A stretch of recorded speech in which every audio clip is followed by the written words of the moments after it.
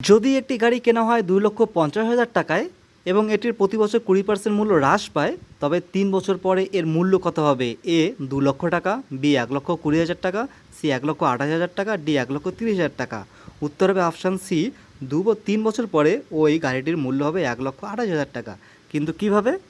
এই অঙ্ক করার জন্য একটি নির্দিষ্ট নিয়ম রয়েছে, সেটা কি পি ইন্টু 1 - r/100 এখানে পি এর মান কত? পি এর মান হচ্ছে 2.5 লক্ষ টাকা। আর এর মান কত? আর এর মান হচ্ছে কী পরিমাণ ডিক্রিজ হচ্ছে, রেট অফ ডিক্রিজ মানে হচ্ছে যে 20% হ্রাস পাচ্ছে, এটা আর এর মান হচ্ছে 20%।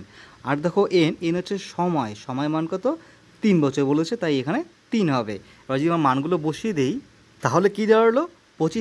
2,50,000 গুণ 1-20/100 পাওয়ার হচ্ছে 3। এটাকে এবার ভাঙবো, দেখো এটার কাজ করবো, এটার কাজ করলে কী হবে?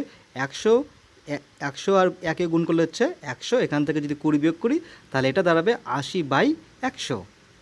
দেখো 2,50,000 গুণ 80/100, এই 80/100কে 3 বার লিখতে হবে, কারণ এর পাওয়ার রয়েছে 3, তাহলে একবার লিখে ফেলছি 80/100, 80/100। এবার কাটাকাটি কীভাবে করবো? দেখো 1 2 3টা শূন্য, একেবারে উপরে 3টা শূন্য কেটে দিলাম, তারপর এখানে 1টা 2টা 3টা শূন্য, 1টা 2টা 3টা শূন্য কেটে দিলাম, দাঁড়ালো কত?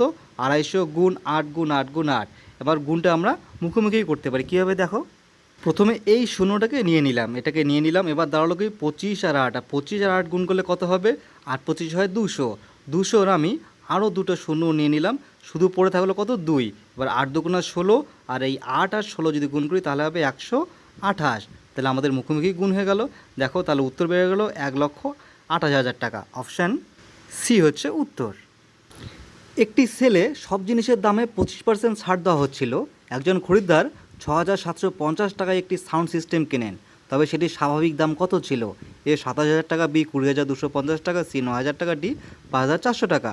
উত্তর হবে এই সাউন্ড সিস্টেমটির দাম ছিল 9,000 টাকা। কীভাবে বের করবো? দেখো জাস্ট আগে বুঝে নাও, দাম ছিল 100, সেটাকে 25% ছাড় দিয়েছে, 25% ছাড় দিলে কত হচ্ছে?